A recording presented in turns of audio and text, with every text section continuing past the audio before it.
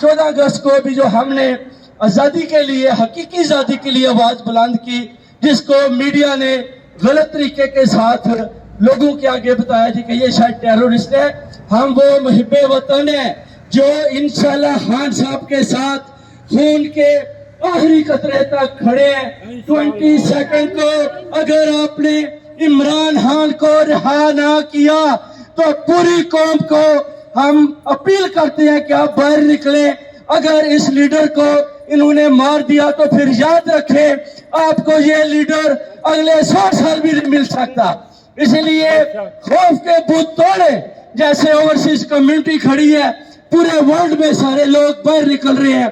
पाकिस्तानी कौम भी 20 सेकंड को देखे, अगर खान साहब बाहर आ जाते हैं तो ठीक है, नहीं आते तो बाहर निकले, सड़कों पर निकले।